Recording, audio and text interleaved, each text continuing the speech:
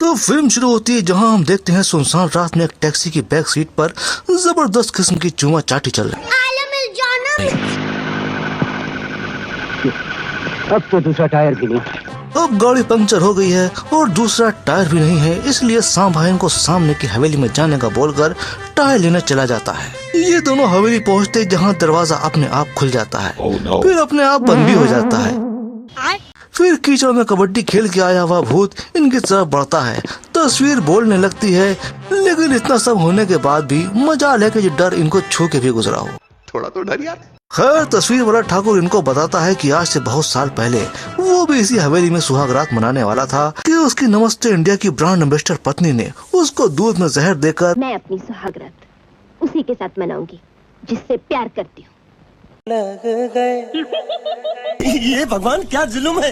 याद रख, मेरी मौत के बाद भी मेरी नफरत अब तेरा पीछा नहीं छोड़ेगी।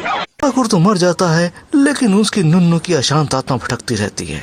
उस दिन के बाद से ठाकुर की आत्मा किसी भी लाल जोड़े वाले दुल्हन को देखकर बीस्ट मोड में आ जाती है और दुल्हन को मारकर दूल्हे को रंडवा बना देती है। श्रीमान आप रंडवे।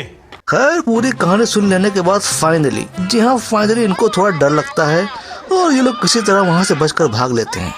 लेकिन तभी हम देखते हैं थोड़ी दूरी पर अमरीश पुरी साहब अपना अलग रंडापा फैलाए हुए हैं।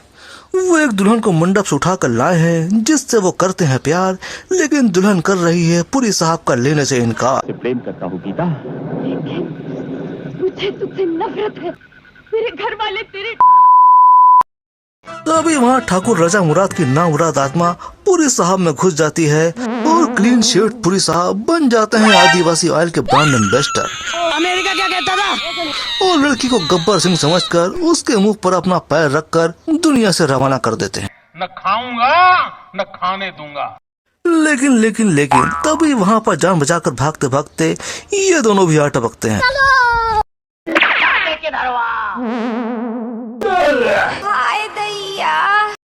खैर एक बार फिर किसी तरह बचकर दोनों वहाँ से भाग निकलते हैं और पहुँच जाते हैं सीधे रेलवे स्टेशन, जहाँ पर सावा ईमानदारी का परिचय देते हुए इनको बिना देखे ही इनका सामान वापस कर देता है। आप भूल सकते हैं, लेकिन हम मुसाफिरों को मंजिल तक पहुंचाना नहीं भूलते।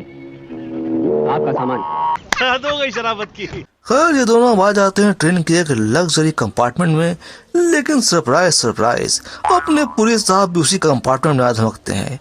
ये दोनों घर से किसका मुंह देखकर निकले थे पता नहीं। तभी अंदर से लाल नोकदार जोड़ा पहनकर लड़की आ जाती है और पुरी साहब के अंदर का ठाकुर एक्टिवेट हो जाता है और फिर शुरू होती है ट्रेन के डिब्बे में दूल्हा दुल्हन की ऐतिहासिक धुलाई। तेरी बहन को तेरी बहन की आज मैं मर गया भैया। खत्म। फिर पुलिस को मिलती हैं दो लाशें, एक लाश तो दुल्हन की है लेकिन दूसरी लाश है अपने भोले भाले अमरीश पुरी साहब की। ये किस खुशी में मर गया पता नहीं। खैर तो अब फिल्म सीधा पहुंच जाती है सुटियारा गांव, जहां पर अरुणा ईरानी की शादी है और उसकी हर्राफा टाइप की सहेलियां उसको गंदे गंदे टिप्स दे रही हैं। ससुर क्योंकि दुल्हन के बाप ने किसी जमाने में एक डाकू की मुखबरी की थी, तो वो डाकू बदला लेने के लिए डोली लूटने का प्रोग्राम बना लेता है। तो भाई गांव की परंपरा है कि आशीर्वाद लेने के लिए डोली गांव के इस मंदिर पर रुकती है। तभी वहाँ डाकू आ जाते हैं, लेकिन भाई साहब दुल्हन तो डोली में है ही नहीं। क्या कहा? दुल्हन डोली में नहीं है? कहाँ गई वो? हो चुकी है यहाँ इन भाई साहब के पास। कैसे? तो ये भाई साहब कैमरे के पीछे से हाथ निकाल कर पूरी गुफा में गदर काटे। ये पबजी वाला है क्या? खत्म। और करो डाकू दिलेर सिंह की मुखबरी। गांव वालों को लगता है कि दुल्हन डाकू ले गए। तुम लाख तलाश करो, ना दुल्हन मिलेगी ना डाकू हाथ लगेगा। ये इस गांव के ठाकुर का बकचोद बेटा है और ये बेटा बड़ा हरामी हो बेटा। बिल्कुल आपने मेरे दिल की बात बता दी। तभी इसको दिख जाता है एक घोड़ा और ये उसके पीछे लपक लेता है। क्या शानदार घोड़ा है। और मालिक के बारे में क्या कह रहे? और ये घोड़ा है गांव के एक और बकचोद लाखन का, जिससे इसकी चलती है पुरानी दुश्मनी। जो चीज पसंद आ जाए पहले हम हाथ जोड़ के मारते, और अगर न मिले तो हाथ तोड़ लेते। और ये भाई साहब कहाँ से टपक पड़े, पिछली फ्रेम में तो दूर दूर तक कहीं नहीं दिख रहे थे। लाखन, इसकी तरफ से मैं माफी मांगता हूँ। हमेशा से यही होता है ठाकुर साहब। बेटे को लगाम की जरूरत होती है, लेकिन दौलतमंद बाप उसके हाथ में सोने की चाबुक थमा देता है। लाख रुपए की बात है। ये यहाँ पर ज्ञान फैल रहा है, उधर दूसरी तरफ इसकी बहन अपने यार के साथ गांव में कूल्हे मटका रही है।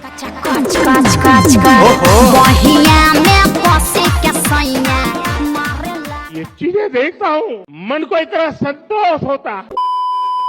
चलिए अब बात कर लेते हैं सटियारे गांव में कौन कौन किससे किससे सेट है।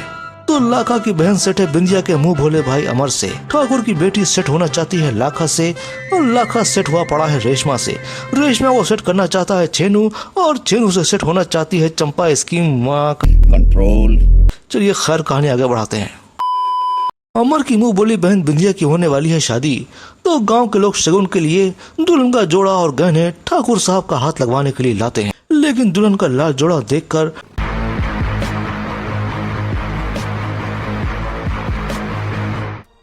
इससे पहले कि ठाकुर साहब एक्साइटमेंट में निपट जाते, ठाकुरान जोड़े को ढक देती है। अगर ये भरतनाट्यम कैसे बंद होगा भाई? और फिर ठाकुर सुनाता है अपनी दर्द भरी कहानी। एक जमाना था जब हम भी गरीब हुआ करते थे। अरे ये कहानी नहीं भाई, बहुत साल पहले ठाकुर की बहन की आ रही थी बारात कि रास्ते में किसी ने एक न्यूज ब्रेक कर दी कि अब से घोड़ों के चारे में भी 20% एथेनॉल मिलाया जाएगा। ये सुनते ही घोड़ा बिदक जाता है गया। अब ये खबर जब दुल्हन तक पहुंचती है,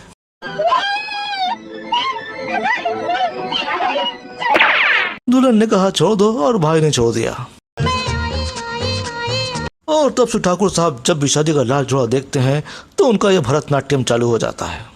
ये सब रंडी रोना सुनने के बाद अमर जब घर जाता है तो देखता है उसकी मुंह बोली बहन उसका खाना लेकर आई हुई है। भाई उससे बात करते करते अबे ये क्या हरकत है, ये बंदा किस टाइप का है। खैर होते करते आ जाता है शादी वाला दिन। शादी होती है, डोली भी उठती, लेकिन डोली रुकी मंदिर पर आशीर्वाद लेने। तूफान आया है, डोली को हिलक दो। डोली क्यों रखती? दुल्हन गायब है। और दुल्हन पहुंच गई गुफा में इन भाई साहब के पास। कैसे? कैसे? अरे मैं क्या बताऊं? और ये उससे भागने के बजाय सीधे उसकी गोदी में कूद जाती है। Women. खैर थोड़ी अक्का बक्का के बाद आखिरकार ये भाई साहब दुल्हन को मारकर दूल्हे से कहते हैं, श्रीमान आप रंडवे हैं। इस गांव में एक पागल भी है जो कि ओवर एक्टिंग की अच्छी खासी दुकान है। कौन हो तुम? मैं कौन हूँ? तुम कौन हो? और वो कौन है? अंदर बाहर के बच्चे, ये तेरी मुट्ठी में क्या है? तो भाई छोटे ठाकुर को बिंदिया की बाली मिलती है इस पागल के पास, लेकिन फिर पता चलता है कि गांव का सुनार बरसों से ऐसी ही बाली बना रहा है। इसका मतलब ये पागल बेकसूर है। अबे साले। खैर अब हम देखते हैं लाखन अपने घोड़े पर आवारागर्दी कर रहा होता है कि उसको किसी के चिल्लाने की आवाज आती है। संभाल के बाबू, मैं चलता हूँ। क्यों पड़े? कौन हो तुम? पास वाले गांव में रहता हूँ। मेरा बाबू अंधा है, वैद्य है, जड़ी बूटी तलाश करने आया था। अरे हौसला रख यार, मर्दों की छोकरी की तरह घबराता है तू। भाई ने पूरा का पूरा डिपार्टमेंट दबा दिया, लेकिन इसको समझ ही नहीं आया कि ये एक लड़की है। इससे तो अपना जॉनी लीवर समझदार था। पंगा जरूर है। अब कभी ऐसा खतरा पेश आए तो अपनी बंदूक से 2 गोलियां चला देना, और तेरा यार तेरे पास होगा। और भाई इसके पास ना तो बंदूक है और ना ही 2 गोलियां। खैर तो अभी गांव में कोई शादी वगैरह हो नहीं रही और गांव के लोग वेले बैठे हैं, तो मनोरंजन के लिए गांव में होते हैं मर्दानगी वाले खेल। और भाई मर्दानगी दिखाने को सुलेमानी कीड़े, वो भी 2-2 इंच वाले। इन दोनों के सिवा और किसमें हो सकते हैं? नहीं, अपने जीतू भाई थोड़ा अलग टाइप के हैं। तो भाई खेल ये है कि एक लंबी सी रस्सी है, रस्सी के बीच में बंधा हुआ है जहर में बुझा हुआ खंजर, जिसके छू लेने मात्र से ही मनुष्य के सब कष्टों का निवारण हो सकता है, माने जान जा सकती है। अब जो भी उस खंजर को पहले हासिल करेगा विनर। तो भाई मुकाबला शुरू होता है। अरे पूरा मैदान खाली पड़ा है, लेकिन इन चूतियों को किला पिछवाड़े में घुसाने की ज्यादा ही खुजली है। खैर फैसला होने ही वाला होता है कि रीना किसी की भी राय लिए बिना ही रस्सी काट देती है। साले तू बहरा हो जाएगा। है साले, तुझे जला के तेरी राख से कल सुबह तक आँख साफ नहीं किया तो तू देखना। नाका। और एक लपड़ पड़ते ही मुझ से गायब और बाल लंबे हो जाते हैं। और भाई अपना छिनू जो कि एक सख्त लौंडा है, ऑन द स्पॉट पिघल जाता है। लेकिन यार यहाँ में पिघल गया। अब क्योंकि लाखन हो गया है नाराज, तो लाखा को मनाने के लिए रेशमा थाम के उसका लंबा हथियार लगा देती है ठुमके 4।